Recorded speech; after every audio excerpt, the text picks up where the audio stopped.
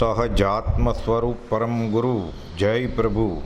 સત્સંગ વાંચનમાં પરમ કૃપાળુ દેવે વચનામૃત 534માં બોધ્યું છે તે મુજબ આ જીવ અત્યંત માયાના આવરણે દિશા મૂઢ થયો છે અને તેથી અપરમાર્થને વિશે પરમાર્થનો દ્રઢ આગ્રહ થયો છે, જેથી કરી બોધ પ્રાપ્ત થવાના યોગે પણ બોધ પ્રવેશ થાય એવો ભાવ સ્ફૂરતો નથી. આ પ્રકારના અનંત દોષો ટાળવાનો ઉપાય તે વિશે આપણે વાંચીએ, વિચારીએ અને સમજવા પ્રયત્ન કરીએ. વળી પરમ ઉપકારી પરમ પૂજ્ય પ્રભુ શ્રીજી જન્મ અને શ્રી આત્મસિદ્ધિ શાસ્ત્ર અવતરણ દિન નિમિત્તે ઇતિહાસ તાજો કરી ભક્તિના અવતાર સમા પૂજ્ય પ્રભુ શ્રીજી, જેને પરમ કૃપાળદેવ પરમાત્માએ ચોથા આરાના મુનિ કહી નવાજ્યા છે, તેઓ વિશે તથા 14 પૂર્વના સારરૂપ 26 કરોડ શ્લોક પ્રમાણ આખો ગણધરવાદ આત્મપ્રવાદ જેમાં સમાવિષ્ટ છે એવી ચમત્કારિક અને અનેક લબ્ધિઓથી ભરપૂર એવી આત્મસિદ્ધિ અનંત કરુણા કરીને પરમ કૃપાળદેવે આપી છે તે વિશે વાંચીએ, વિચારીએ અને આપણા ભક્તિભાવ અને શ્રદ્ધા વધે તે અર્થે કોશિશ કરીએ. સહજાત્મ સ્વરૂપ પરમ ગુરુ. સહજાત્મ સ્વરૂપ પરમ ગુરુ. કર્મો કરેલા આપણે ભૂતકાળમાં જન્મો લઈ, તે કર્મનું ફળ ભોગવ્યા વિણ માર્ગ એકે છે નહીં. પરનું કરેલું કર્મ જો પરિણામ મુજને કરે, તો મુજ કરેલા કર્મનો અર્થ કાંઈ નહીં સરે. મુજ બુદ્ધિના વિકારથી કે સંયમના અભાવથી બહુ દુષ્ટ દુરાચાર મેં સેવ્યા પ્રભુ કો બુદ્ધિથી. કરવું હતું તે ના કર્યું પ્રમાદ કેરા જોરથી. સહુ દોષ મુક્તિ પામવા માગો ક્ષમા હું હૃદયથી, માગો ક્ષમા હું હૃદયથી. 14નો દિવસ આલોચના પ્રતિક્રમણ. આ જીવે અનંતકાળથી સ્વભાવમાંથી વિભાવમાં રાચીને સ્વેચ્છાચારે જ સ્વચ્છંદે જ પ્રવર્તન કર્યું છે. વ્યવહારમાં તો છે જ અનંતકાળથી, સાથે પરમાર્થમાં પણ એણે વ્યવહાર જ સેવ્યો છે અને વ્યવહારને નામે જ વ્યવહારના ખ્યાલે જ પોતાની બુદ્ધિએ કુબુદ્ધિએ અને સ્વચ્છંદે કહેવાતા ધર્મનું આચરણ કર્યું છે. એટલે છૂટવાનું થયું જ નથી અને જીવ છૂટવાનો યોગ બન્યો ત્યારે પણ અયોગ તરીકે ફળ પામે છે. 534મો પત્ર. આ પત્ર કૃપાળુ દેવે પ્રભુ શ્રીજી અને અન્ય મુનિ સુરત ક્ષેત્રે હતા ત્યારે લખ્યો છે. અને આ પ્રતિક્રમણથી, આ પત્રથી પ્રભુ શ્રીજીને કેવા ભાવ થયા અને એનું શું પરિણામ આવ્યું એ આપણે જોઈએ. આવતીકાલે પૂજ્ય પ્રભુ શ્રીજીનો જન્મદિવસ છે, સાથે આ દિવસોમાં આત્મસિદ્ધિનો જન્મદિવસ છે. ખરેખર આત્મસિદ્ધિનો જન્મદિવસ એ જ પ્રભુ શ્રીજીનો જન્મદિવસ પરમ દિવસે. બાકી અનંતકાળ જે ગયા એ જન્મીને મરવાના જ હતા. હવે એક ભવ એમ વિતાવવામાં જો જાય, અનંત ભવનું સાટું વળી જાય તો જીવું ધન્ય તેનું. એટલે આપણે આ જોઈએ પ્રભુ શ્રીજીની દશા. અને કૃપાળદેવ પત્ર લખે છે. પ્રભુ શ્રીજી શિષ્ય છે, કૃપાળદેવ એના સત્પુરુષ છે. 534 મુંબઈ કાર્તિક સુધી 3 બુધ 1951. શ્રી સત્પુરુષને નમસ્કાર. શ્રી સૂર્યપુર સ્થિત વૈરાગ્ય ચિત્ત સત્સંગ યોગ્ય શ્રી લલ્લુજી પ્રત્યે. સૂર્યપુર એટલે સુરત. વૈરાગ્ય ચિત્ત, જેના ચિત્તમાં વૈરાગ્ય જાગ્યો છે, હવે જેને છૂટવાની જિજ્ઞાસા જાગી છે, અનંતકાળથી છૂટોને નામે ક્રિયા કરતો હતો જીવ, પણ બંધાતો હતો. હવે એના ચિત્તમાં વૈરાગ્ય પ્રગટ્યો છે. એટલે વૈરાગ્ય ચિત્ત સત્સંગ યોગ્ય, પણ હજી સત્સંગની જરૂર છે. પાત્ર છે સત્સંગને યોગ્ય છે. શ્રી લલ્લુજી પ્રત્યે સર્વસંગ પરિત્યાગી સાધુને કોપવદેવે આટલું સર્ટિફિકેટ આપ્યું કે તમે વૈરાગ્ય ચિત્ત છો, સત્સંગને યોગ્ય છો. અને શ્રી લલ્લુજી પ્રત્યે ઉંમરમાં મોટા છે ને, 14 વર્ષ લખે છે. પછી આ જ મુનિને ધીરે ધીરે ધીરે તેજીને ટકોરા ને ગધેડાને ડફણા એક વાળ ગોપાલદેવે ખાલી કહ્યું, તમે સાધુ સેના. અને એ ધીરે ધીરે સત્પુરુષના યોગ બળે, સત્પુરુષના આશ્રયથી ચોથારાના મુનિ બની ગયા. એ જ કૃપાદેવ જે લખે છે મુનિપથ અભ્યાસ શ્રી લલ્લુજી પ્રત્યે, સત્સંગ યોગ્ય વૈરાગ્ય છે શ્રી લલ્લુજી પ્રત્યે, એ જ કૃપાળુદેવ પછી 875માં લખે છે, પરમ કૃપાળુ મુનિવરના ચરણ કમળમાં સવિનય નમસ્કાર પ્રાપ્ત થાય. આપણે બોલે છે ને, અહો સત્પુરુષના વચનામૃત મુદ્રા અને સત્સમાગમ, આ પત્ર એમાં પરમ કૃપાળુ મુનિવર અને સવિનય નમસ્કાર પાઠવે છે. કેમ?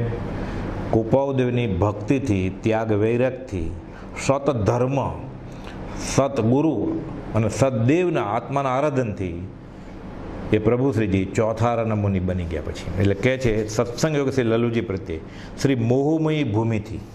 ગોપાલદેવ ક્યાં છે? મુંબઈમાં. મોહમયી મોહ રાજાના ઘરમાં છાપો મારી અને રાજ જીતી આવ્યા. પ્રભુશ્રીજી કહે છે મોહમયી ક્ષેત્ર ભૂમિથી. પણ શ્રી મોહમયી કેમ? ત્યાં સત્પુરુષ છે ને. સત્પુરુષ ચરણ જहाँ ધરે જગમાં તીરથ, એ સત્પુરુષ ચરણ જहाँ ધરે જંગમ તીરથ. એટલે જ્યાં જ્ઞાનીનું પગલું પડે એ તીર્થભૂમિ.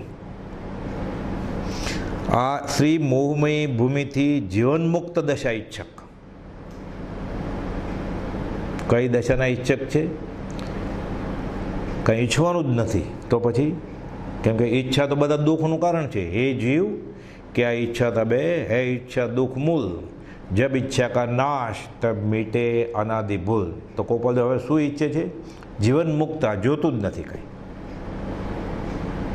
તો ધંધો, કુટુંબ, પરિવાર, વ્યવહારિક કામ, જવાબદારી, ફરજ છે તો એ પૂર્વના ઋણાનુબંધે જે આવેલું છે એને બધું પાછું આપી દેવું છે.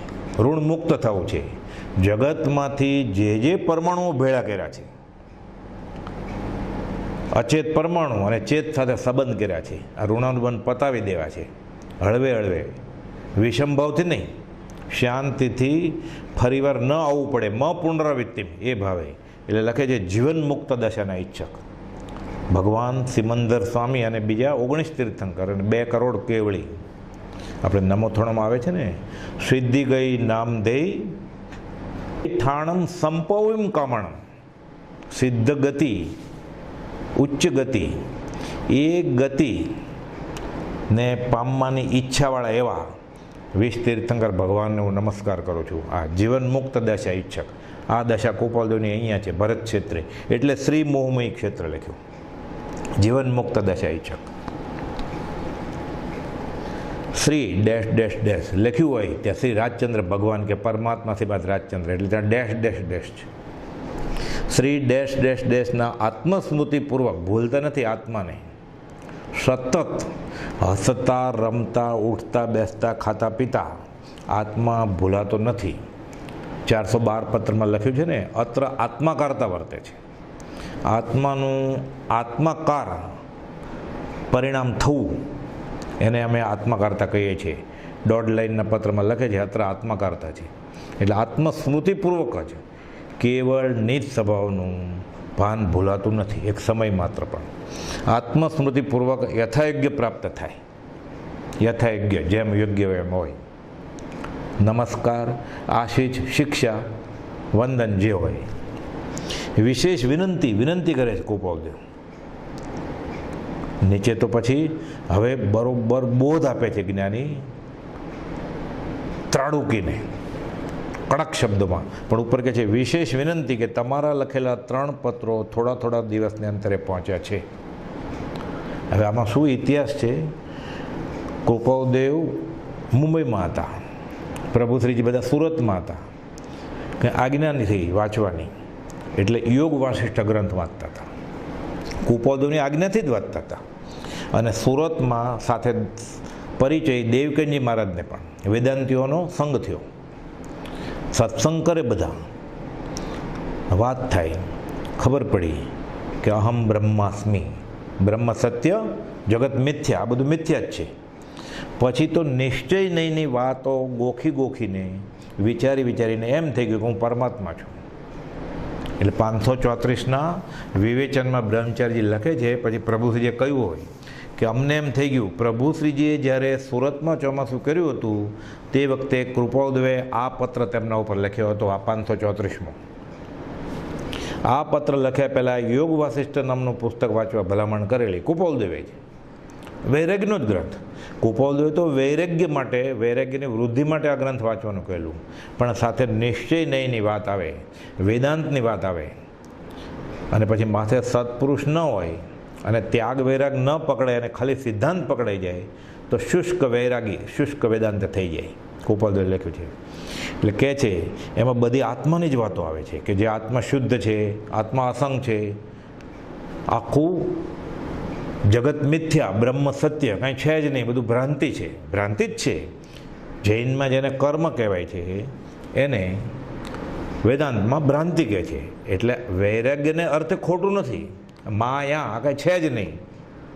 મા એટલે નહીં અને યા છઠ્ઠી વિભક્તિ છે, જે છે જ નહીં એ બધું દેખાય છે, એટલે ખાલી આત્મા જ છે. એટલે પ્રભુશ્રીજી આ વાંચી અને વૈરાગ્યને માથે સત્પુરુષ ન હોય તો શું થયું? આત્મા શુદ્ધ છે, અસંગ છે, અહમ બ્રહ્માસ્મિ, એટલે હું પોતે જ પરમાત્મા છું. પછી આ એકને એક વસ્તુ વારે ઘડે ઘૂંટોમાં આવે એટલે પછી ખરેખર એવી પ્રતીતિ થવા માંડે. આજકાલ થાય છે ને, બધા એમ કે તમે ગુરુ છો, તમે જ્ઞાની છો. એટલે શરૂઆતમાં તો એ ભક્તિ જ કરવા આવ્યો હોય, પછી 2, 5, 15 જણા કહે એટલે આને એમ થાય હું ગુરુ હોઈશ, પછી ગુરુ થઈ જાય. એમાં વાંચ્યું એટલે એમ થયું કે હું પરમાત્મા સ્વરૂપ જ છું, હું પરમાત્મા જ છું. પછી કૃપાળુદેવને પણ પત્ર લખ્યો પ્રભુશ્રીજીએ, સરળ ભોળા, કશાય નહીં. કૃપાળુદેવને લખે છે કે અમે પરમાત્મા છીએ, તમે પણ પરમાત્મા જ છો, આપણે બધા સરખા જ પરમાત્મા, આપણે એકરૂપ છીએ. આ પત્ર કૃપાળુદેવને મળ્યો. વાત તો સિદ્ધાંતની દ્રષ્ટિએ સાચી જ છે, સર્વજીવ છે સિદ્ધસમ, પણ ક્યારે? જ્યારે સમજે ત્યારે. આત્મા સોહી પરમાત્મા, પણ એ દશા આવી ન હોય ને એમ માની લે તો માન્યતાનું ફળ નથી, દશાનું ફળ છે. એટલે કૃપાળુદેવ કહે છે, કૃપાળુદેવને લાગ્યું મનમાં કે ઉકળતા દૂધનો ઉફરો આવ્યો છે, પણ એ થોડા વખતમાં બેસી જશે. કૃપાળુદેવ તો જ્ઞાનમાં હતું જ. પ્રથમ મિલનમાં જ જ્યારે ખંભાત અપાશ્રયના મેળે જમણા પગનો અંગૂઠો તપાસ્યો, પછી અંબાલાલભાઈને કહેલું કે આ મુનિ પૂર્વ ભવના સંસ્કારી જીવ છે. એટલે આમાં લખે જ કૃપાળુદેવ કે આ દૂધ, ઉકળતા દૂધનો ઉભરો આવ્યો છે, પણ એ બેસી જવાનો છે, ઉપશમ થઈ જશે બોધથી, પછી શમી જશે. પણ હમણાં મૌનમાં બોધ આપીએ. એટલે કૃપાળુદેવ જવાબ જ નથી આપતા પત્રનો. કૃપાળુદેવને લાગ્યું કે ઉકળતા દૂધનો ઉફરો આવ્યો છે એટલે બેસી જશે, એમ વિચાર તે પત્રનો ઉત્તર લખ્યો નહીં અને એમને મૂકી દીધો પત્ર. ને તો સૌભાગભાઈ, અંબાલાલભાઈ, બીજા પાત્ર મુમુક્ષુને કૃપાળુદેવ જવાબ આપે છે, એમાં બાજુમાં મૂકી દીધો પત્ર કે જોઈએ તો ખરા શું થાય છે. પત્રો તો નહીં આવતી, પ્રભુજીએ બીજો પત્ર લખ્યો અહમ બ્રહ્માસ્મિને. કૃપાળુદેવે એનો પણ ઉત્તર આપ્યો નહીં. ત્રીજો પત્ર આવ્યો ત્યારે કૃપાળુદેવે આ પત્ર લખ્યો. પછી ત્રીજા પત્રમાં પ્રભુજીએ વિનંતી કરી કે મારો કંઈ દોષ તો નથી થયો, અને તમારા વિના મારો દોષ કોણ બતાવશે? જો ભૂલ થઈ હોય તો તમે ભૂલ કહો તો હું ભૂલ સુધારી લઉં. ભૂલ કરે તે માનવ, કબૂલ કરે તે દેવ, સુધારે તે દેવાદિદેવ. આ તો સુધારવા તૈયાર છે. આ મારી ભૂલ છે તો કયો? એ તો કહે છે કૃપાળુદેવને શરણે, આ મોહપતિ મારે જોતી નથી, ફેંકી દે છે. આ વેશ મને તમારા સત્સંગમાં આડો આવતો હોય અને વેશ કાર્યકારી ન હોય આત્માર્થે તો મારે જોતો નથી. એ તો કૃપાળુદેવે કહ્યું મુનિ દેવકનજીને કે મુનિને હમણાં મોહપતિ આપો, હમણાં કાઢી નાખવાનું પ્રયોજન નથી, ત્યારે રાખી. કે તમે મને ભૂલ બતાવો. એટલે કોપાલદેવને લખે છે, અમારો કાંઈ દોષ તો નથી થયો, તમારા વિના અમારો દોષ કોણ બતાવશે? માટે જવાબ આપવા કૃપા કરો. ત્યારે કોપાલદેવને લાગ્યું કે આ પાત્ર જીવ છે, જિજ્ઞાસુ જીવ છે, જવાબ આપવાને લાયક છે, એટલે જવાબ આપ્યો. પછી પ્રભુશ્રીજીને કૃપાલદેવે પત્રમાં લખ્યું, વૈરાગ્ય ચિત્ત, એટલે તમે વૈરાગ્ય ચિત્તવાળા છો અને સત્સંગ કરવા યોગ્ય છો, સત્સંગથી જીવનું કલ્યાણ થાય છે. અને સાથે કૃપાલદેવે લખ્યું પછી કે અમે આત્મસ્મૃતિપૂર્વક અમે કંઈ પણ કામ કરીએ ઉદયમાં આત્માને ભૂલતા નથી. તો તમે સાધુ પણ લીધું છે, એ સાધુ થવા માટે, ઉપાધ્યાય થવા માટે, આચાર્ય થવા માટે, સંપ્રદાયની દ્રઢતા માટે, કુળ ધર્મના આગ્રહથી, હું પરમાર્થ સેવું છું એમ કરીને અપરમાર્થ સેવા માટે, કે આત્મા બનવા માટે. એ લખે છે અમે તો આત્મસ્મૃતિપૂર્વક આ પત્ર લખ્યો છે, આત્માને ભૂલ્યા વગર આ પત્ર લખે છે.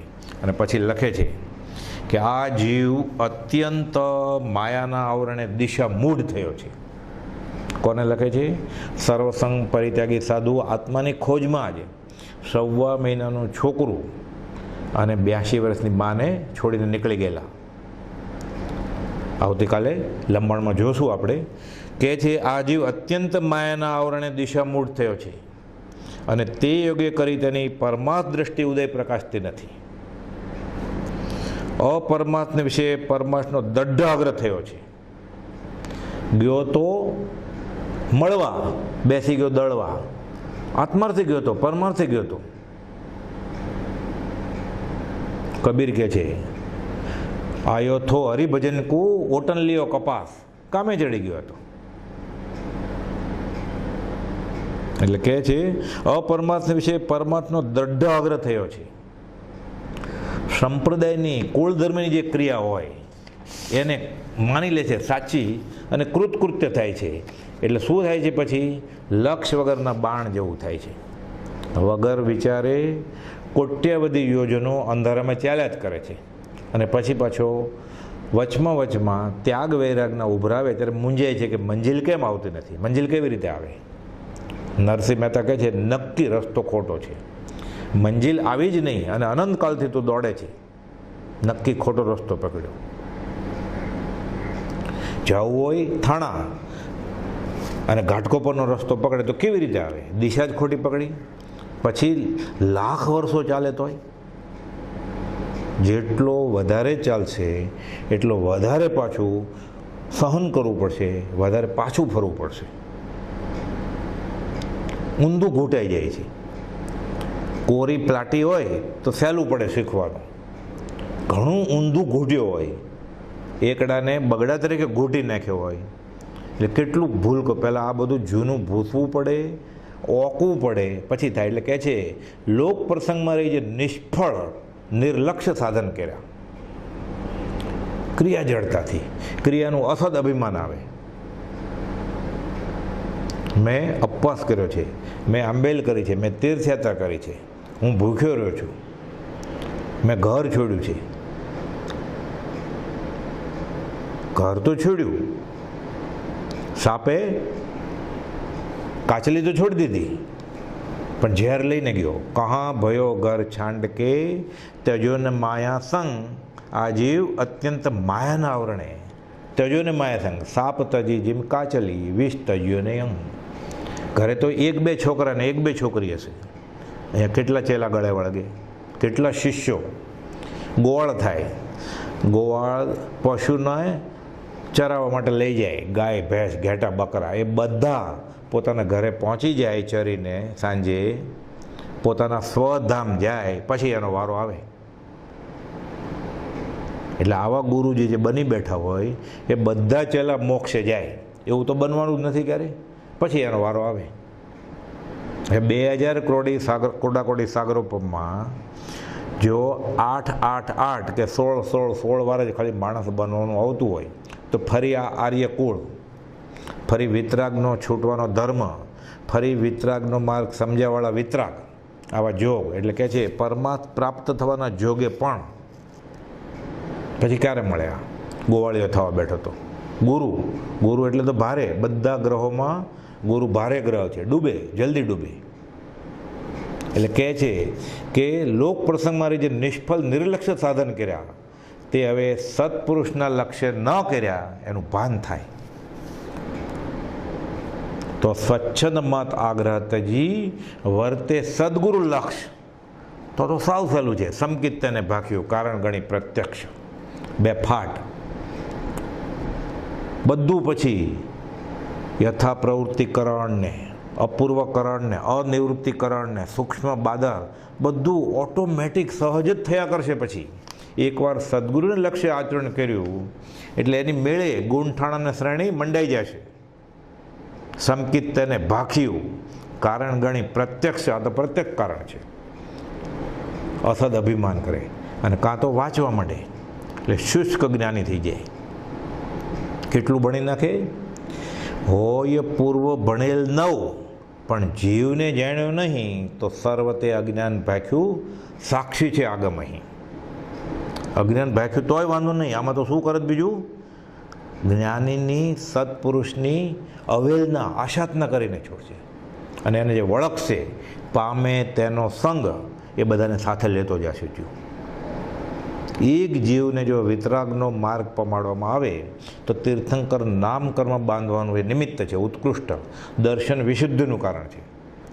તો આવા સંખ્યાબંધ જીવોને સતધર્મથી વિમુખ રાખીને સદધર્મ આચાર્ય છે એવો ખ્યાલ થાય તો જીવની ગતિ શું થાય? કરવું, કરાવડાવવું, કરતા પ્રત્યે અનુમોદવું. એટલે કહે છે લોક પ્રસંગમાં રહીને જે નિષ્ફળ નિર્લક્ષ્ય સાધન કર્યા તે હવે સત્પુરુષને લક્ષ્ય ન કરતા. એટલે ક્રિયા માર્ગે અસદ અભિમાન આવે, જ્ઞાન માર્ગે શુષ્ક જ્ઞાનીપણું થઈ જાય અને પોતાને કૃતકૃત્યતાનું સ્વરૂપ વેદાય કે હું બધું જાણું છું. હું જાણું છું. જ્ઞાનીની જ્યારે વાત હોય, જ્ઞાનીની આજ્ઞા ઉઠાવવાની જ્યારે વાત હોય, કુપદે લખ્યું છે 522માં પત્રમાં કે આ તો અનંતાનુબંધી કર્મ છે.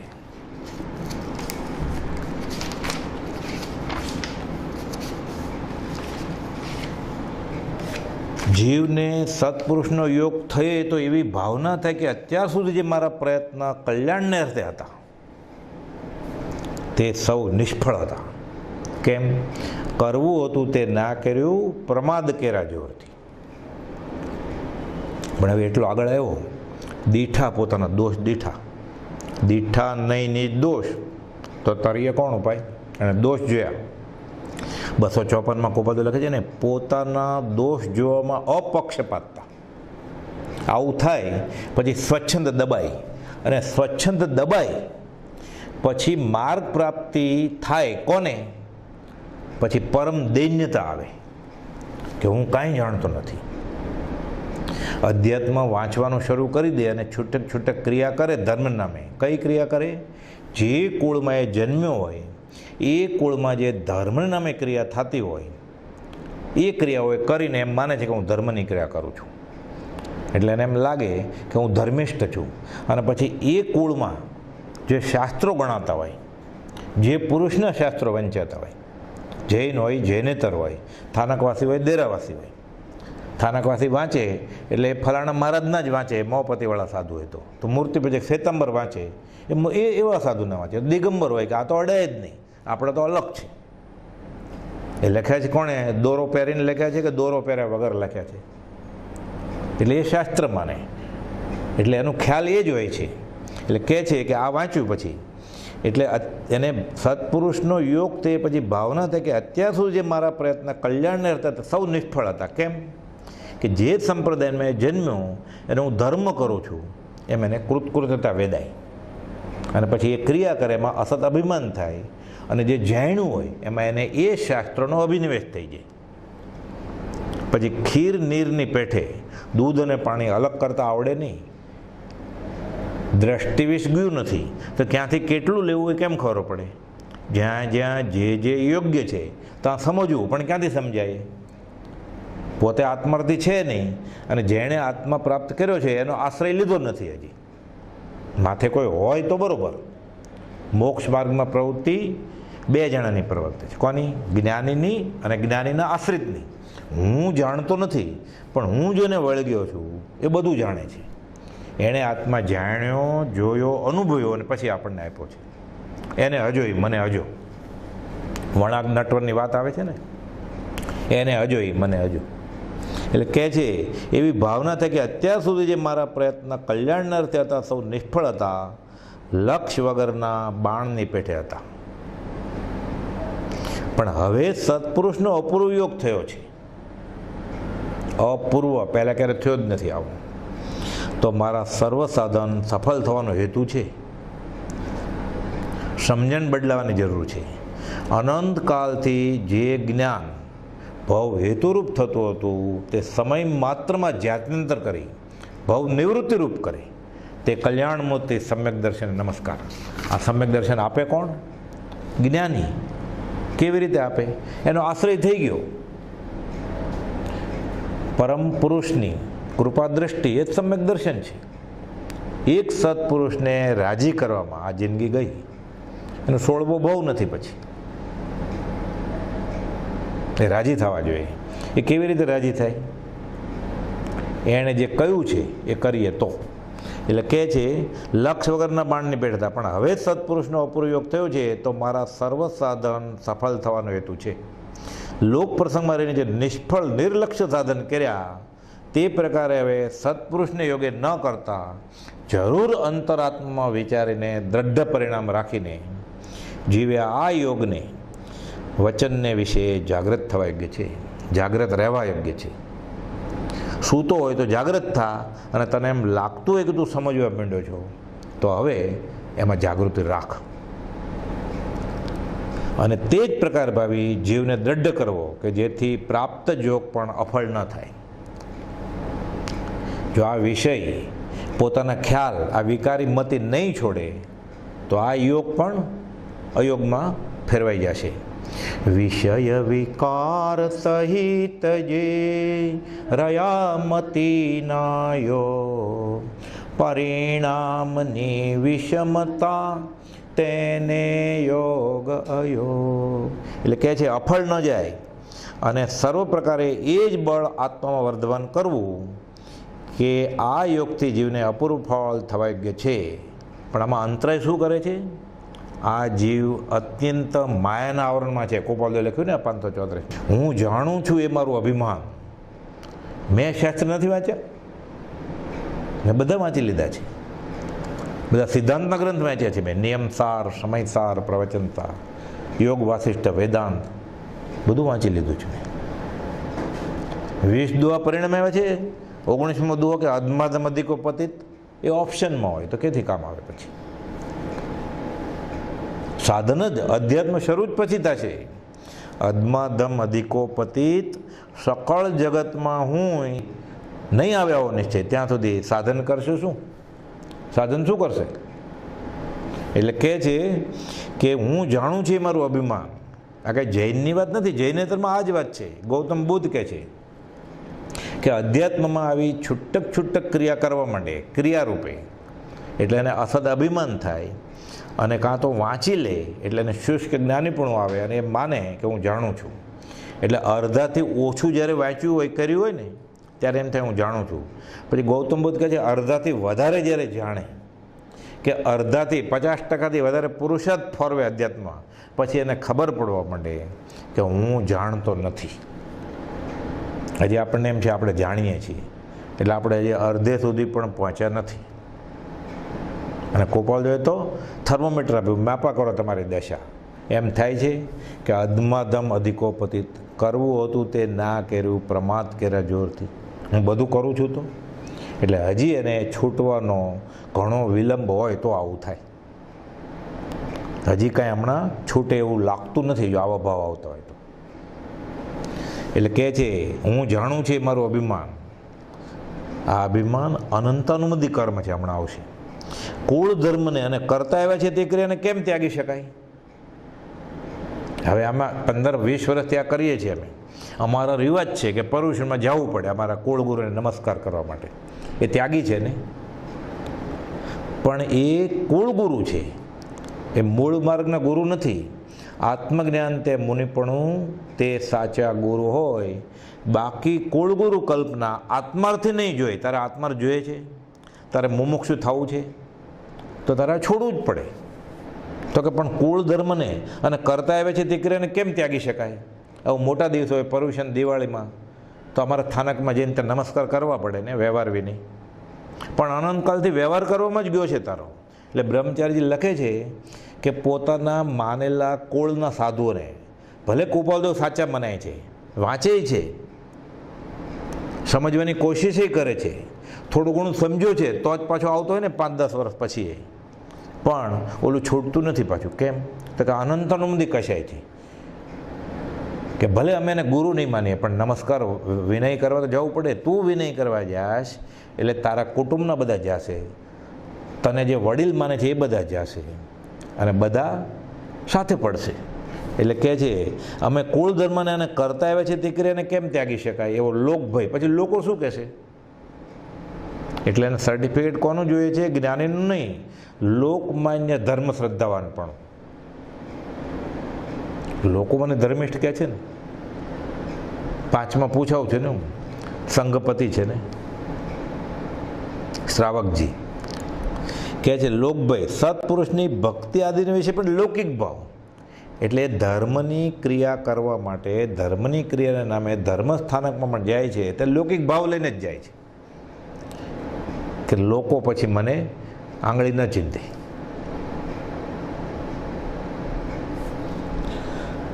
અને કદાપી કોઈ પંચ વિષયાકાર એવા કર્મ જ્ઞાનીને ઉદયમાં દેખે કે કૃપાલદેવ તો વ્યવહારમાં હતા એટલે હું વ્યવહાર કરું, તું કર એની ના નથી, પણ કૃપાલદેવ હતા એટલે તું કરીશ એમાં કાંઈ વાંધો નહીં, તો અનંતાનુમંદનું કર્મ છે. કોઈ પંચ વિષય આકાર એવા કર્મ જ્ઞાનીને ઉદયમાં દેખી તો ત્યાગ વેરે કરે જ નહીં ને. જૈન સાધુ કોઈને દીક્ષા લેવાય જ નહીં. કેમ?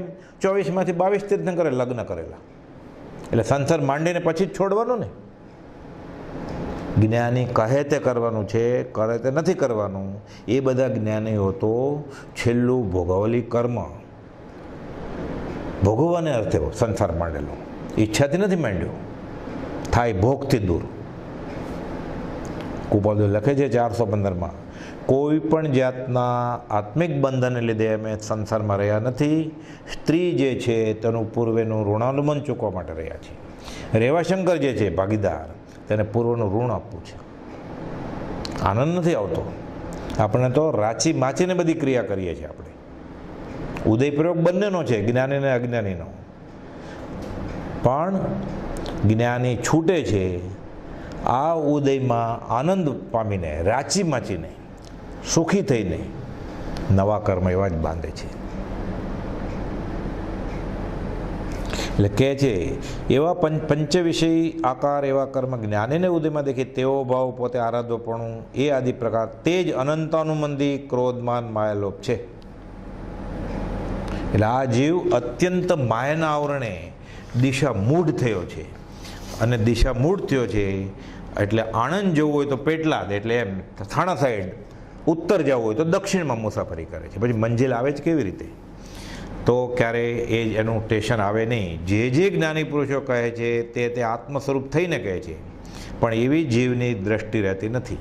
આ અપૂર્વ યોગ લાગે તો પછી પ્રાપ્ત થાય, પણ હજી દિશાનું જીવને ભાન નથી. જગતમાં બધું કાળું ધોળું દેખાય છે, બહાર જોવે છે અને વિક્ષેપનો પાર નથી, પણ જીવ તો બંધાય છે. પગ મૂકતા પાપ છે, જોતા ઝેર છે. અભેદ દશા આવ્યા વિના જે જગત તરફ દ્રષ્ટિ કરશે, જોવાની ઈચ્છા રાખશે, તે બંધાશે. તેના કરતાં આત્મા જુદો છે એને જોવાનો છે, તે જોવાતો નથી. જેટલો વૈરાગ આવે તેટલો સાચી દિશા ભણી વળે. હવે કૃપાલદેવ આવું લખે છે એટલે પ્રભુશ્રીજી વિચારે છે કે હે ભગવાન, હું અનંતકાલથી આથડ્યો, શું કરું? બધું લૂંટાઈ જાય એવું કર્યું મેં. કૃપાલદેવ લખે છે ને આમાં, આ જીવ અત્યંત માયાના આવરણે કરી લૂંટાયો છે, દિશામૂઢ થયો છે. તે યોગે કરી તેની પરમાર્થ દ્રષ્ટિ ઉદય પ્રકાશતી નથી, અને અપરમાર્થને વિશે પરમાર્થનો દ્રઢ આગ્રહ થયો છે. તેથી બોધ પ્રાપ્ત થવાના યોગ્ય પણ તેમાં બોધ પ્રવેશ થાય એવો ભાવ સ્ફૂરતો નથી. એને એવો ભાવ સ્ફૂરતો નથી. એને જ્ઞાનીનું વચન અસર કરશે નહીં એવું થાય છે. એટલે કહે છે અપરમાર્થને વિશે અપરમાર્થ માને છે. એ આદિ જીવની વિષમ દશા કહી પ્રભુ પ્રત્યે દિનત્વ કહ્યું, હે નાથ, હવે મારી કોઈ ગતિ મને દેખાતી નથી, હવે મારું શું થશે? હાય હાય પ્રભુશ્રીજી કે. પ્રભુશ્રીજી પત્ર લખે છે ગોપાલદેવને, હમણાં એ કાઢીએ પછી, કેમ કે સર્વસ્વ લૂંટાયા જેવો યોગ મેં કર્યો છે અને સર્વસ્વ અને સહજ ઐશ્વર્ય છતાં પ્રયત્ન કરે છતે તે ઐશ્વર્યથી વિપરીત એવા જ માર્ગ મેં આચર્યા છે. ક્યાં? સર્વસંગ પરિત્યાગ કર્યો, ઘર છોડ્યું, પત્ની છોડી, મા છોડી, 17 ઘર છોડ્યા, પૈસા છોડ્યા, મહેનતે કરી, પ્રયત્ન કરે છતે ઐશ્વર્ય હતું, એમને એમ સર્વસંગ પરિત્યાગી 1.25 મહિનાનું છોકરું છોડે? એટલે પ્રભુથી વિચારે છે, તમે સાધુપણું લીધું, હવે કર્યું શું? એટલે કહે છે, તે યોગથી મારી નિવૃત્તિ કર અને નિવૃત્તિનો સર્વોત્તમ સદુપાય એવો જે સદગુરુ પ્રત્યેનો શરણભાવ તે ઉત્પન્ન થાય એવી કૃપા કર. પછી તો પ્રભુશ્રીજી આ પત્ર વાંચે છે અને આંખમાંથી આંસુ જાય છે કે અમે શું કર્યું, અમારી ભૂલ બતાવી. એને અહોભાવ થાય છે, કહે છે કે પ્રભુશ્રીજીને તો આંખમાં આંસુ આવી ગયા, પુણ્યને લીધે સાધુપણું મળ્યું, જ્ઞાની મળ્યા, તેઓની આજ્ઞા મળી, સમાગમ મળ્યો, પણ મેં તો અવળા જ માત કર્યા છે, આ બધું મળ્યું હતું. હે પ્રભુ, અનાદિકાળના પરિભ્રમણથી હવે મારી નિવૃત્તિ કર. જે સાધન મેં કર્યા તે બધા બંધનરૂપ પરિણમે છે. સૌ સાધન બંધન થયા, રહ્યો ન કોઈ ઉપાય. હવે શું થશે મારું? ત્રિશંકુ જેવું થઈ ગયું. ઘર તો છોડી દીધું, અધ્યાત્મમાં કાંઈ નહીં, લટકી રહ્યા. કહે છે, આંખમાંથી આંસુ જાય છે. સદગુરુ પ્રત્યે શરણભાવ સર્વદા આપદા આદિ નાશ કરવાનું મૂળ છે. અને પછી લખે છે કે ખરવા સ્વરૂપને હવે પકડી રાખો, તારું શરણ જ.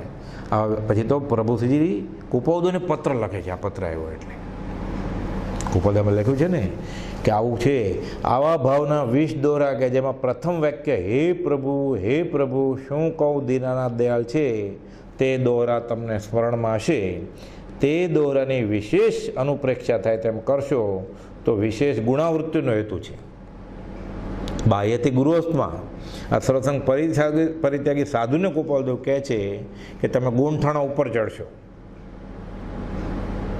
તો સર્વસંગ પરિત્યાગ તો છે, 7મું નહીં. કુપાલદેવ પૂછ્યું પ્રભુશ્રીજીને, અમારું ગુણઠાણું કયું? બધા પૂછે છે અમને. પછી પાછી પ્રભુશ્રીજી લખે છે કે અમને તો એમ જ લાગે છે અમે કોઈ ગુણઠાણામાં છીએ જ નહીં હજી, પણ તોય પૂછે. એટલે પ્રભુશ્રીજીને થોડો આશ્વાસનકારક જવાબ આપ્યો કુપાલદેવે કે બાહ્યથી તમે વેશ તો લીધો છે, દેશ વિરતિ, પછી સર્વ વિરતિએ થયા છો. એટલે સર્વ વિરતિ સર્વસંગ પરિત્યાગી સાધુ છો, એટલે 12થી 6, પણ ભાવથી તો 4થે છો. હજી તમને ભાવ થયા છે ખાલી, એટલે ભાવથી 4થું અને દ્રવ્યથી 6થું ગુણઠાણું છે તમારું. પ્રભુશ્રી કે મારું કોઈ ગુણઠાણું જ નથી. પછી લખે છે આગળ કુપાલદેવ કે બીજા 8 ત્રોટક છંદ તે સાથે અનુપ્રેક્ષા કરવા યોગ્ય છે કે વહ સાધન બાર અનંત કિયો તદપી કછું હાથ હજુ ન પહેર્યો. પ્રભુશ્રી તો દીક્ષા લીધેલી ને, યમ નિયમ પાળતા હતા, ઘર છોડી દીધેલું, કૌશકમાં બેસતા હતા, જંગલમાં નિવૃત્ત જતા હતા, જે યમ નિયમમાં છે, અને શાસ્ત્ર વાંચન, યોગ વાસિષ્ઠના સિદ્ધાંતના ગ્રંથ બધા વાંચી લીધા, જૈનના આગમે વાંચ્યા જ હોય. એટલે કુપાલદેવ લખે છે કે એમાં આ જીવને શું આચરવું બાકી છે ને જે પરમાત્માને અમે આચરણ કર્યા તે અત્યાર સુધી વૃથા થયા. પ્રભુશ્રીજીને જો આ 20 દુહા કરવાના હોય, યમ નિયમ કરવાનું હોય, તો આપણે શું? આપણે ક્યાં હોય અધ્યાત્મમાં? તો કે આ તો બધું રોજ ગાય છે હવે, પણ ઉપદેશ બોધ પરિણમ્યા વિના સિદ્ધાંત બોધનું શ્રવણ ભલે થાય, કુપાલદેવ લખ્યું છે, વાંચન ભલે થાય, પણ એ પ્રગમે નહીં, એનું અધ્યાત્મનું ફળ ના આવે. એટલે જ્યાં સુધી ઉપદેશ બોધનું સ્વીકારવાનું ન થાય ત્યાં સુધી સિદ્ધાંત બોધ પરિણમે નહીં જીવને. અને પ્રાય અધ્યાત્મમાં જે શુષ્ક જ્ઞાની થઈ જાય છે એ બધા આ કારણે લીધે હોય છે. વાંચવા માંડે, ક્ષયોપશમ હોય, બુદ્ધિ હોય, એવો કુસંગ હોય, બ્રહ્મચારી લખે કુસંગનો વળગાડ વળગ્યો હોય, એટલે આવું થઈ જાય પછી. એટલે કે અને કાં તો ક્રિયા કરવા માંડે, જે કુળ સંપ્રદાયમાં જન્મ્યો હોય, એટલે એને એમ હોય કે ભૂખ્યા રહીએ એટલે ઉપવાસ કહેવાય, પણ ઉપવાસની વ્યાખ્યામાં ઉપ એટલે નજીક ને વાસ એટલે રહેવું, આત્માની નજીક કે સત્પુરુષની નજીક કે સત્પુરુષની આજ્ઞા, સત્પુરુષના ચરણ નજીક રહેવું, આત્માનું અનુસંધાન કરવું, આ ઉપવાસ. ઉપવાસમાં ન ખાવું, ન અન્ન, એવું કંઈ સંસ્કૃત કે ગુજરાતી કે હિન્દીમાં આવે છે ને અર્થમાં ઉપવાસમાં. ભલે નથી જ ખાવાનું ઉપવાસમાં. શા માટે? કે આ ખાવા પીવાની બધી માથાકૂટ વહી જાય, જીવ શાંતિથી નિવૃત્તિ પામે, એના કુટુંબ કબીલાય નિવૃત્તિ પામે, અને મોટા દિવસે ઉપવાસ ખાવાનું રસોડું બંધ હોય તો શાંતિથી અધ્યાત્મમાં વધુ રસ લે, અને સાથે ઇન્દ્રિયો બહેકી ન જાય, સ્વાદેન્દ્રિય વગેરે. અને જ્યાં સુધી સ્વાદેન્દ્રિય કાબૂમાં ન આવે ત્યાં સુધી કામેન્દ્રિય કાબૂમાં ન આવે. એટલે ઊંચું સાધન છે ઉપવાસ, એ નિષેધ નથી, પણ ઉપવાસ એટલે લાંઘણ નહીં. હમણાં આંબેલ પૂરી થવા આવી. આંબેલ આપણને એમ થાય કે લોટો લઈને કે ત્યાં ગયા હોય કડું કરિયાતોનો ખાલી બાટલો લઈને, અને ત્યાં આંબેલ કરી એટલા દિવસ, એટલે કૃતકૃત્ય વેદાય. બ્રહ્મચારી લખે છે કે આંબેલ શાળામાં આંબેલ કરવા જવાનું માંડવાળી કરીને ઘરે 1 કે 2 દ્રવ્યની છૂટ રાખીને આંબેલ કરશો તો તમારો સ્વાદ પણ છૂટશે, સાથે આંબેલ શાળામાં જાવા આવવાના 2 કલાક બચશે, ત્યાં જે વિકથા થાય એ બચશે, અને ઘરે 1 કે 2 દ્રવ્યની છૂટ રાખી હોય ત્યાં 22 દ્રવ્ય વાપરવા નહીં પડે તમારે. એટલે ખરી આંબેલ થશે. શાસ્ત્રમાં આંબેલ તો કોને કહી છે? 1 દ્રવ્ય, 1 ધાનની, ખાલી ઘઉંની ઘૂઘરી બાફી નાખી, ચોખા બાફીને ભાત ખાય. ભલે કાળક્રમે ઓલું હોય તો આઈટમ લે 2-4, પણ હવે મને આંબેલનું બહુ ફાવી ગયું છે, એટલે જે સ્વાદ ફાવી ગયો હતો એ છોડવા માટે તો આંબેલ હતી, ખવાડવા માટે ક્યાં હતી? અનંત કાળથી આ જીવ ખાયા કરે છે, આત્માનો મૂળ સ્વભાવ ખાવું એ છે જ નહીં. કેમ? એક પરમાણુ માત્રની ન મળે સ્પર્શના. આત્મા કંઈ ખોરાકથી નથી જીવતો, આત્મા તો આત્માથી જીવે છે, શરીર ખોરાકથી જીવે છે. તો શરીર ટકાવવા માટે બરોબર, આંબેલ એને માટે હતી, રોગ મટાડવા માટે નહોતી આંબેલ, શ્વાસ છોડવા માટે હતી આંબેલ. પછી ગતાનુગત સંપ્રદાયને ક્રિયા ચાલતી હોય એટલે કરે.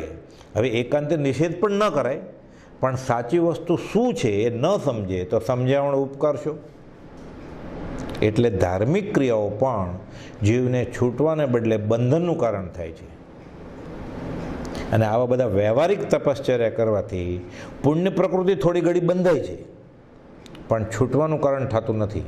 અને સમજીને ઘરે 1 કે 2 દ્રવ્યની છૂટ રાખી હોય, અથવા સ્વાદ છોડીને ઉણોદરી કરી હોય, એ છૂટવા માટે કરી હોય, એ નિર્જરાનું કારણ બને છે, એ જીવ આત્મસાધનનું કારણ બને છે. અહીંયા વ્યવહારિક પુણ્ય બંધાય છે, ત્યાં નિર્જરા કરીને આત્માનું પુણ્યાનુબંધી પુણ્ય બંધાય છે. આ પુણ્ય વપરાશે એટલે ખાલી થઈ જશે, થાય ભોગથી દૂર, સુખ પ્રાપ્ત કરતાં પછી સુખ ટળે છે. ઓલું પુણ્યાનુબંધી પૂર્ણ જેમ જેમ ઉદયમાં આવતું જશે, વાપરતા વાપરતા એ બમણું થતું જશે, અને જીવને ઠેઠ પહોંચાડી દેશે. એટલે કહે છે આવી ક્રિયા કરી યમ નિયમ બીજા 8 ત્રોટક છંદ તે સાથે અનુપ્રેક્ષા કરવા છે, જેમાં આ જીવને શું આચરવું બાકી છે.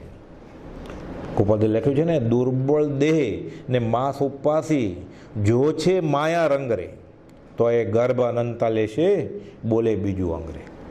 પેલું આચરણ, બીજું સુઈ ગળા. એટલે કહે છે આ જીવને શું આચરવું બાકી છે, અને જે જે પરમાત્મા નામે આચરણ કર્યા તે અત્યાર સુધી વૃથા થયા. કે આચરણ? અનંતકાળના પરિભ્રમણમાં અનંતવાર શાસ્ત્ર શ્રવણ, અનંતવાર વિદ્યાભ્યાસ, અનંતવાર જીન દીક્ષા, તોય નહીં, એની કરતાં આગળ અનંતવાર આચાર્ય પણ. તદપી કછું હાથ હજુ ન પહેર્યો, કેમ કે જ્ઞાનીના આશ્રયે, જ્ઞાની સ્વીકારે એવી ક્રિયા કરી નહોતી. નિચ્છંદન સે ના મિલે હેરો વેંકુઠ ધામ, પોતાની સ્વમતી કલ્પનાથી જ ધર્મનું આચરણ કર્યું છે એને. જ્ઞાનીની આજ્ઞાએ કર્યું જ નથી. જ્ઞાનીની આજ્ઞાનો આરાધક તો અંતર્મુહૂર્તમાં કેવળ જ્ઞાન પામે. શિવભૂતિ ક્યાં ગયા હતા વાંચવા માટે? નવકાર મંત્ર તો ઠીક, મા ઋષ મા તોષ જેને યાદ ન રહે એ કયો પુસ્તક વાંચે? અગુરુ લઘુનું. પણ ગુરુની આજ્ઞામાં છે કે મને એણે જે કહ્યું છે અલગ કરવાનું, ક્યાં કહ્યું હશે આ બાય કરે છે એવું, માંસ ને તુષ, દેહને આત્મા અલગ કરીને આવ્યા. ગયા હતા તો ગોચરીએ, લઈને આવ્યા શુદ્ધ આત્મા, કેવળ જ્ઞાન. કેટલી મિનિટ છે? એટલે કહે છે બીજા 8 ત્રોટકક્ષણ તે સાથે અનુપ્રેક્ષા કરવા ગયું છે, જેમાં આ જીવને શું આચરવું બાકી છે અને જે પરમાત્માને નામે આચરણ કર્યા તે અત્યાર સુધી વૃથા થયા ને તે આચરણને વિશે મિથ્યા આગ્રહ છે. પાછું કરવું જ જોઈએ અમારે. તો સત્સંગ આવે ને એકવાર હાથમાં, પછી આ બધું છોડી દેવું પડે. કૃપાલદેવ લખ્યું છે 491માં પત્રમાં, આ યમ નિયમનો આગ્રહ. કોઈ પણ ક્રિયા તીર્થંકર ભગવાને સહસ્ત્રગ્રમે ક્રિયા કહી છે, તેનો નિષેધ નથી, પણ સમજાવણ કરે તો અનંતકાલથી કર્યું જ છે એણે. એટલે કહે છે કે સર્વ દુઃખથી મુક્ત થવાનો અભિપ્રાય જેનો થયો હોય, પ્રભુશ્રીજીને સર્વ દુઃખથી મુક્ત થવું તે ગોતકતા, તે પુરુષે આત્માને ગવેશો.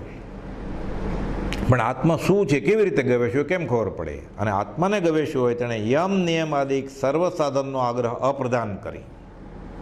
બધા નિયમો જે લઈને બેસી ગયો છે કુળ સંપ્રદાયના, ઓક સંજ્ઞાના કે પોતાની બુદ્ધિએ, એ સર્વ સાધનનો આગ્રહ અપ્રદાન કરી સત્સંગને ગવેશ્યો તેમજ ઉપાસવો. અને સત્સંગની ઉપાસના કરવી હોય તેણે સંસાર ઉપાસવાનો આત્મભાવ સર્વથા ત્યાગવો. પછી લોકમાન્ય ધર્મ શ્રદ્ધાવાન પણ, લોક સંજ્ઞાનો ધર્મ એ ક્યાં વચમાં આવે? પછી આ તો છોડવું જ પડશે. ના, અમારે આ દિવસે તો આમ કરવું જ પડશે, એટલે આજે અમે ભક્તિમાં નહીં આવે, સત્સંગમાં નહીં આવે. 4 દિવસ તો પર્યુષણમાં બરોબર સત્સંગ ભક્તિ કરતો હોય, આત્મસિદ્ધિ કરતો હોય, રોજ આલતનો કરતો હોય. પછી ઉપવાસ 5મો આવ્યો, ઉઠી શકાય એમ નથી આવે, એટલે સૂંઠ ચોપડી છે, પગ દાબે છે, બામ ચોપડે છે, 4 જણા સેવામાં રાખ્યા છે. સત્સંગમાં કેમ ન આવ્યા? તો કે હવે આલોચના કે આત્મસિદ્ધિ રાત્રે અમે નહીં આવીએ કરવા. કેમ? 6ઠ્ઠો ઉપવાસ છે એટલે. આ તો લાંગણ થયું. જેને માટે સત્સંગમાં આત્મા મળે, જેને માટે તપશ્ચર્યા કરવાની હતી, ભક્તિ છોડીને આંબેલ શાળામાં આંબેલ કરવા ગયો, 2-3 કલાકે પાછો આવ્યો. એટલી બધી આઈટમ ખાઈને, ઘરે 4 આઈટમ રોજ બનાવતો હતો, ત્યાં 24 આઈટમ ખાધી. પછી એટલે ધર્મની કરણી કરીને પણ ધર્મ થતો નથી. અને પરિભ્રમણ કરતા જોઈ બિચારા જીવો પ્રત્યે કૃપાઉદયને રડવું આવે છે. પરમાર્થ પામવાના યોગે પણ જીવ અપરમાર્થ દ્રઢ કરે છે, ક્રિયા કરે છે બધી. એક કહે સેવીએ વિવિધ ક્રિયા કરી, ફળ અને કાંતલોચન દેખે. ફળ અને કાંત ક્રિયા કરી બાપડા, રડવડે 4 ગતિ માહે લેખે. લેખે શું આવ્યું પરિણામ?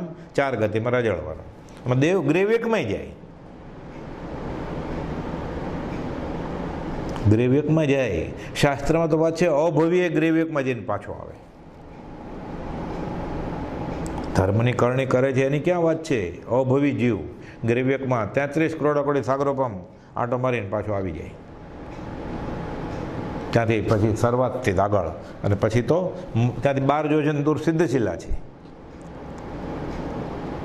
પણ હજી પહેલાં ગુંઠાણામાંથી જ બહાર નથી આવ્યો. તો લખ્યું છે ને, ગ્રંથિ ભેદ થવા સુધીમાં જીવ, આ જીવ અનંતવાર આવ્યો છે, અને ત્યાંથી પાછો લપસીને પડી વયો જાય છે પાછો.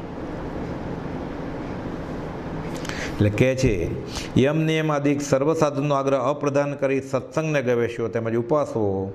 સત્સંગની ઉપાસના કરવી હોય તેણે સંસારને ઉપાસવાનો આત્મભાવ સર્વથા ત્યાગવો. પોતાના સર્વ અભિપ્રાયનો ત્યાગ કરી પોતાની સર્વશક્તિએ સત્સંગની આજ્ઞાને ઉપાસવાઈ. સત્સંગની આજ્ઞા શું છે? સ્વાદનો ત્યાગ એ આહારનો ત્યાગ છે. સત્સંગની આજ્ઞા શું છે? કૃપાઉદયે એકાશણું કરવું હોય રોજ કરતાં ઓછું જમે. એ એકાશણું જમે એક જ વાર, પણ રોજ જે ખાતો હોય એના કરતાં ઓછું ખાવાનું. 11:30 શરૂ કરીને 1:30 વાગે પૂરું થાય એમ નહીં. આંબેલ કરવાની જ છે સ્વાદ છોડવા માટે. 1 દ્રવ્ય, 2 દ્રવ્ય, 3 દ્રવ્યની છૂટ રાખીને તો ના છે જ નહીં. નાનામાં નાની ક્રિયા જે તીર્થંકર ભગવાને કહી છે એનો નિષેધ છે જ નહીં, કરવાનો જ છે, પણ સમજ્યાવણ ઉપકાર શું એટલે કહે છે એમ તીર્થંકર કહે છે જે કોઈ તે આજ્ઞા ઉપાસે છે હવે સત્સંગને ઉપાસે છે. એટલે કૃપાળુએ આ લખ્યું અને પછી લખે છે કે યોગ વાસિષ્ઠની વાતના પૂરી થઈ હોય, એમાં હું આત્મા છું, અહમ બ્રહ્માસ્મિ, હું પરમાત્મા થઈ ગયું, તો હવે ફરી ઉત્તરાધન સૂત્ર વાંચશો અને યોગ વાસિષ્ઠ વાંચવાનું બંધ રાખજો. અને ઉત્તરાધનમાંથી શું વાંચશો કહે છે એ પણ કુળ સંપ્રદાયના આગ્રહને નિવૃત્ત કરવાના અર્થે વિચારશો, દ્રઢીકરણ માટે નહીં. કેમ કે જીવને કુળ યોગે સંપ્રદાય પ્રાપ્ત થયો છે તે પરમાત્મરૂપ છે કે કેમ પ્રભુજીને કહે છે દીક્ષા લીધે સાધુ નહીં કે તમે કુળ ધર્મે જે સંપ્રદાયમાં છો આ પરમાત્મરૂપ છે કે કેમ એ વિચારતા દ્રષ્ટિ ચાલતી નથી. એટલે બધા શાસ્ત્ર વાંચો. અમે જ્યારે જૈન શાસ્ત્ર વાંચવાનું કહીએ ત્યારે જૈની થવાને નથી કહેતા, અમે જ્યારે વેદાંતનું શાસ્ત્ર વાંચવાનું કહીએ ત્યારે વેદાંતી થવાનું નથી કહેતા. આત્મા એવો નથી, છૂટવા માટે કહીએ છીએ. એટલે પ્રભુશ્રીજીને પછી આ પત્ર વાંચી અને આંખમાંથી આંસુ પડે છે કે મેં તો આ સર્વસ્વ લૂંટાયા જેવો જોગ કર્યો છે, આ મારી જ વાત છે, હાય હાય હવે મારું શું થશે, કે સાધુ થઈને મેં શું કર્યું. એટલે કૃપાળુને પત્ર લખે છે. એમાં એક પત્રમાં એમ છે, ઉપર મથાળે લખે છે પ્રભુ પ્રભુ પ્રભુ પ્રભુ પ્રભુ રાજચંદ્ર પ્રભુને ત્રિકાળ નમસ્કાર. 6 વાર પ્રભુ પ્રભુ લખે છે. શ્રી મોહમય ક્ષેત્ર સિદ્ધ પરમ પૂજ્ય મહાત્મા પ્રભુ રાજચંદ્રની સેવામાં છોરુના વિનંતી. પછી લખે છે અલ્પજ્ઞ પામર બાળકના નમસ્કાર પુનઃ પુનઃ નમસ્કાર સ્વીકારશો. અલ્પજ્ઞ પામર. અને કૃપાળુ ક્યાં છે? ઝવેરી બજારને ગલ્લે લખે છે કે તમારું મને પવિત્ર વચનામૃતથી ભરેલું અમૃતધારાવાળું પત્ર તો મળ્યું અને મને દર્શન જેવો લાભ થયો. આ અતૃપ્ત આત્માને પાન કરવાથી અતિ આનંદ થયો છે. હે નાથ પછી કહે છે એવી જ કૃપાથી વળી આ દાસી કિંકર ઉપર પત્ર લખવા કૃપા કરશો અને સંભાળ લેશો. લખેલું ને તમે જો અમારી સંભાળ નહીં લો, તમે અમારો દોષ નહીં કહો તો કોણ કહેશે? ગોપાલ જવાબ જ નહોતો લખતા કે હું પરમાત્મા થઈ ગયો. એટલે કે તમે કહો હે પ્રભુ હવે હું શું કરું, હાય હાય આ સંસાર તો બળી રહ્યો છે અને હું આપનો સેવક સંસારરૂપી લાયમાં દાઝું છું. આ જીવ અત્યંત માયાના આવરણે દિશામૂઢ થઈ અને સંસારમાં બળી રહ્યો છે. હવે શું તેને હવે હે પ્રભુ તમે જોશો. હે નાથ હાથ જાલીને બહાર કાઢો, તમારી દાસી તમારી પાસે રાખો. હવે હું તમારી દાસી છું, મને બહાર કાઢો. પછી કહે છે હાલમાં હે પ્રભુ હું ઉત્તરાધનના છૂટક અધ્યયન વાંચું છું, કેમ કે તમે કીધું હતું ને હવે વૈરાગ માટે જ વાંચું છું. હે ભગવાન આ ભક્તિ તો જબરી વાત છે. પ્રભુશ્રીજી અનુભવવાણી લખે છે કૃપાળુને ભક્તિ તો જબરી વાત છે, પણ હે પ્રભુ આ દાસને શી વલે થશે? તમે જે યમ નિયમ મને કહ્યું કે આ તમે પાકા તો કર્યા જ હશે, હવે ગુણાવૃત્તિનો હેતુ થશે ક્યારે? તમે એમાં ઊંડા ઉતરીને અનુપ્રેક્ષા કરશો તો. અનુપ્રેક્ષા કરે જ પ્રભુશ્રીજી કે બરાબર મારી જ વાત છે. 20 દુહા આપણે 20 દુહા બોલતા હોઈએ ત્યારે 19મો દુહો આવે ત્યારે આપણે એમ લાગે આ મારી વાત છે. અધમાધમ અધિકો પતિત સકળ જગતમાં હોય. આંખ બંધ કરીને બોલીએ, આંખ ખોલીને બોલીએ, હસતા બોલીએ, રડતા બોલીએ, મ્યુઝિકમાં ગાઈએ, ખોટું કાલાવાલા કરીએ, એ તો વિતરાગ છે, એ ફસાવાના છે.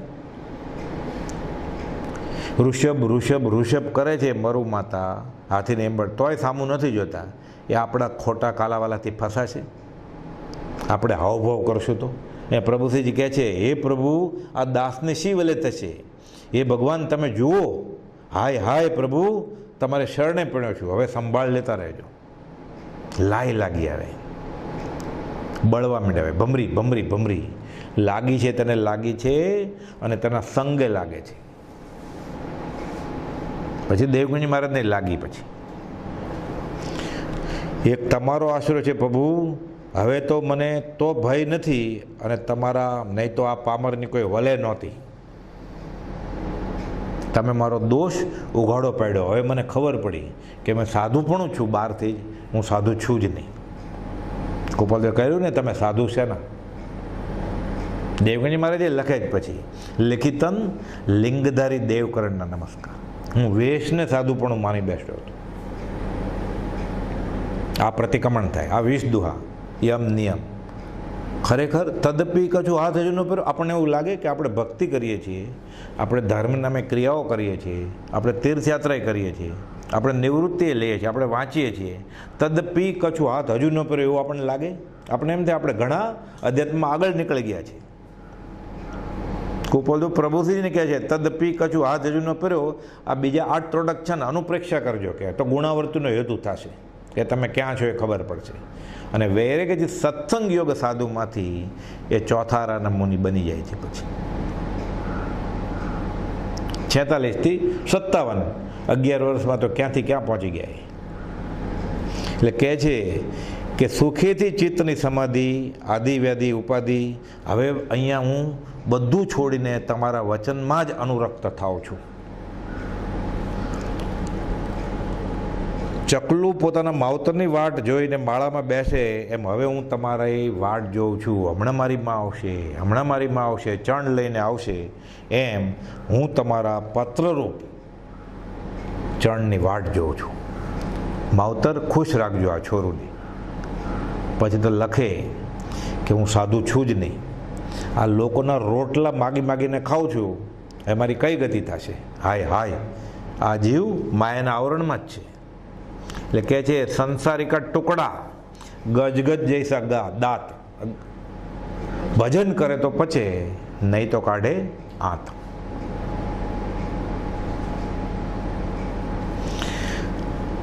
મારી આ દશા છે કે હે પ્રભુ, મને આપ છોરુની વચનામૃત રૂપી ચણ કરાવશો, જેથી મને પ્રેમ રસ ઉપજે. પરમ પુરુષોત્તમ નાથજી પ્રભુ 254 લખ્યું ને બોલે સત્પુરુષમાં પરમેશ્વર બુદ્ધિ, જ્ઞાની પુરુષ અને પરમાત્મામાં અંતર જ નથી. અને જે કોઈ જીવ અંતર માને છે તેને માર્ગની પ્રાપ્તિ પરમ વિકટ છે. પરમ વિકટ, વિકટ નહીં. આમે આ પંચામ કાળમાં બધું અધ્યાત્મ વિકટ જ છે, એમાં પરમ વિકટ. અને માર્ગ પ્રાપ્તિને રોકવાના મુખ્ય કારણમાં સત્પુરુષ પ્રત્યે પરમેશ્વર બુદ્ધિ થતી નથી. એ છે પ્રભુશ્રીને થઈ સત્પુરુષ પ્રત્યે પરમેશ્વર બુદ્ધિ. ઉપાધ્યો તો એ પત્રમાં એમ લખે છે, અહીંયા તીવ્ર મુમુક્ષતાની વાત નથી કરવી, ફક્ત મુમુક્ષતાની વાત કરી. અહીંયા પ્રભુશ્રીજી તીવ્ર મુમુક્ષુ થઈ ગયા. સૌભાગભાઈ તીવ્ર મુમુક્ષુ થઈ ગયા. સૌભાગભાઈને લખે ગોપાલદેવ, અમને વ્યવહારની વાતમાં કંટાળો આવે છે, લખતા નહીં. પ્રભુશ્રી પાછળ પાછળ શું પડ્યા છો. વડવા ક્ષેત્ર કે તમે સાધુપણું દીપાવજો. હવે સાધુપણું લીધું છે તો બાહ્યથી. જૂઠાભાઈને લખે કે વીર સ્વામીનું બોધેલું દ્રવ્ય ક્ષેત્ર કાળ ભાવ બધું તહત સત્ય જ છે. કંઈ વિરાધના કરી હોય તો તેના ખોળામાં માથું અર્પણ કરજો અને માફી માગી લેજો. અનંત ભવ દેહને અર્થે ગળ્યા છે, એક ભવ આત્માનું રૂડું થાય એમ કરજો. હવે દેવગુંજી મુનિને કે કુપાવદેવ તો વૃત્તિ ક્યાં ખળબળે છે. દોષ બતાવનાર મળે અને સ્વીકારે એનું શરણું તો દોષ દૂર થઈ જાય, કર્મ દૂર થઈ જાય. તો જેવા પુરુષને ભજે છે એવો થઈ જાય. એટલે કહે છે હે પ્રભુ, આપના શરણથી અત્યંત પ્રેમ અને ધન્યતા અનુભવાય છે. હવે મારી દૂરમતી દૂર કરો અને અંતર્ભક્તિ ભાવ વધારો, તમારી લીલા દર્શાવો, નિષ્દિન સત્સંગના ભાવો, હરિ મારું ચિત્ત તું ચરણે રાખો. અને પછી કહે છે પાછા કે હવે તમારી પ્રીતિ શ્રેષ્ઠ છે અને આ જ જોગ જોઈએ છે. તો આ જીવને માર્ગ કેમ નથી મળ્યો? કુપાદો લખે છે, થોડો ટાઈમ છે, 194માં પત્રમાં, કે જીવને માર્ગ મળ્યો નથી એનું શું કારણ? માર્ગ કેમ નથી મળ્યો? અને માર્ગ મળ્યો તો એ ઓળખ્યો નથી, એટલે માર્ગ પ્રાપ્તિને રોકે છે શું? સત્પુરુષ પ્રત્યે પરમેશ્વર બુદ્ધિ જ નથી થતી. એટલે કહે છે આ વારંવાર વિચારી યોગ્ય લાગે ત્યારે સાથેનું પત્ર વાંચજો. પછી લખે છે ભાવ અપ્રતિબદ્ધતાથી નિરંતર વિચરે છે એવા જ્ઞાની પુરુષના ચરણારવિંદ, તે પ્રત્યે અચળ પ્રેમ આવ્યા વિના અને સમ્યક પ્રતિથી આવ્યા વિના સત સ્વરૂપની પ્રાપ્તિ થતી નથી. અને આવું થાય તો પ્રભુશ્રીને થયું, અંબાલાલભાઈ સૌભાગભાઈને થયું, જોઠાભાઈને થયું. કહે છે આવેથી અવશ્ય તે મુમુક્ષુ જેના ચરણવિંદ તેણે સેવ્યા છે તેની દશાને પામે છે. પછી તો આ પત્ર આવે ને સત્સંગમાં 534મો કે આ જીવ અત્યંત માયાના આવરણ, એટલે પ્રભુજીજી કહેતા આ પત્ર તમારા માટે છે, બધાને કહેતા એમ. પોતે તો કરી લીધું કામ કરવાનું હતું. બ્રહ્મચારીજી કહેતા આ પત્ર મારા ઉપર જ કૃપાદેવે લખ્યો છે કે ધર્મ નામે મેં શું કર્યું છે અનંતકાળથી એ વિચાર. અને પછી કહે છે જેના ચરણવિંદ તેણે સેવા છે તેની દશાને તે પામે છે. આ માર્ગ સર્વજ્ઞાનીઓએ સેવ્યો છે, સેવે છે ને સેવશે. જ્ઞાન પ્રાપ્તિથી અમને થઈ હતી. એટલે કૃપાદેવે પૂર્વભૂમાં એને જે સત્પુરુષ મળ્યા એને જ ભગવાન માનેલા, ત્યારે ભગવાન બન્યા પછી. એટલે વર્તમાન એ જ માર્ગથી અને અનાગત કાળે પણ જ્ઞાન પ્રાપ્તિનો આ જ માર્ગ છે. અને પછી લખે છે એટલે આપણે શું કરવાનું છે હવે? સુઈ ગણાંગ સૂત્રમાં ઋષભદેવજી ભગવાને 98 પુત્રને ઉપદેશ્યા છે. મોક્ષ બચાય આ જ કર્યું છે. એ આયુષ્યમાંનો આ જીવે સર્વ કર્યું છે. એક આ વિના શું નિશ્ચય કહીએ છીએ કે સત્પુરુષનું કહેલું વચન, તેનો ઉપદેશ તે સાંભળ્યો નથી, સાંભળ્યો તો ન સાંભળ્યા જેવો કર્યો છે. કેમ? રૂડા પ્રકારે ઉઠાયો નથી. અને એને જ અમે મુનિઓનું સામાયિક એટલે આત્મ સ્વરૂપની પ્રાપ્તિ કહે છે. એટલે કૃપાદેવના વચનમાં દ્રઢ શ્રદ્ધા થાય, ભલે આચરણમાં ખામી હોય. કૃપાદેવના વચનમાં દ્રઢ અને રૂડા પ્રકારે ઉઠાવે પછી કે મારે આમ જ ચાલવું છે, એટલે એને આત્મ સ્વરૂપની પ્રાપ્તિ થઈ ગઈ, છૂટી જશે થોડા વખતમાં. એ સુધર્મા સ્વામી જંબુ સ્વામીને ઉપદેશે છે કે ગુરુને આધીન થઈ વર્તતા એવા અનંત પુરુષો માર્ગ પામીને મોક્ષ પ્રાપ્ત થયા. અણે ધમો અણે તબો આચરણ સૂત્રનું વાક્ય છે. આજ્ઞાનું આરાધન એ જ ધર્મ અને આજ્ઞાનું આરાધન એ જ તપ. આ પ્રભુશ્રીજીએ કર્યું અને પ્રભુશ્રીજી મૃત્યુ મહોત્સવ સમાધિ મરણ કરી ગયા. અને પછી આવા આત્મસિદ્ધિનો જન્મ થાય. આત્માની સિદ્ધિને દિવસે જન્મે અને મૃત્યુનો મહોત્સવ કરે. અને જન્મ મરણ ક્યાં પછી? આ દશા કેવી રીતે આવીને કઈ દશા હતી પ્રભુશ્રીજીની એ આપણે હવે આવતીકાલે જોઈશું. સહજાત્મ સ્વરૂપ પરમ ગુરુ.